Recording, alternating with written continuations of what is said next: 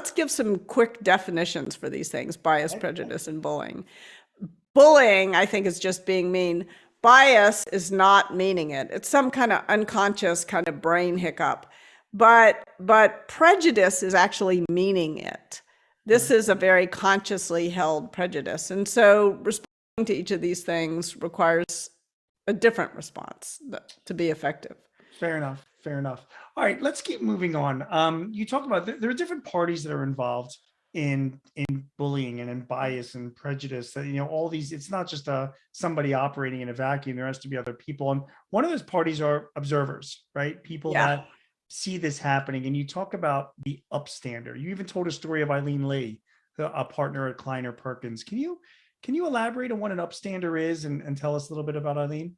Yeah, absolutely. I love the story that Aileen now has started Cowboy VC. So she's got her own firm, and Aileen is tough. Aileen can certainly stand up for herself, but she said, "Why should I have to? It's so much better when another person who observes what's going on speaks up, rather than the person who's the target of the bias." So in the story she told me, she said, I was going into a meeting with a big client, and I was going in with two men who were my business partners, and they sat down at the table.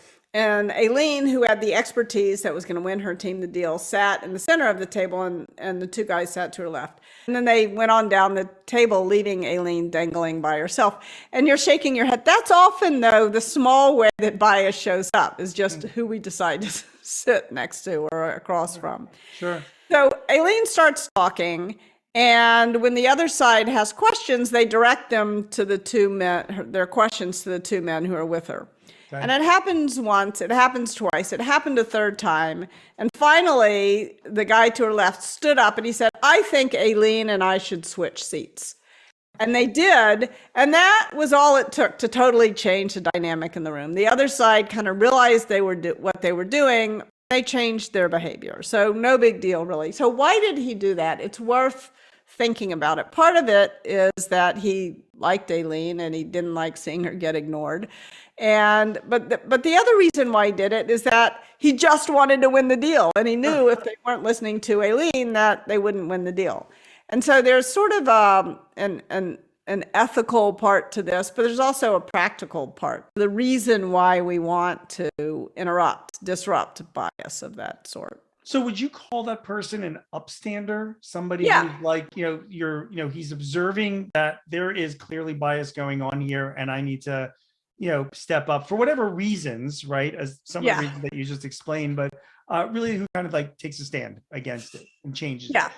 Yeah, and I think it's important. Upstander, he wasn't standing up for Aileen. I mean, Aileen is certainly capable of standing up for herself, but he was standing up to the situation. He was intervening in some way. And I think, again, if we go back to the different roles, when you observe this stuff, it's your job to intervene in some way, because nobody, I don't think, wants to be the silent bystander. Sure. So you want to make sure that you're intervening in some way.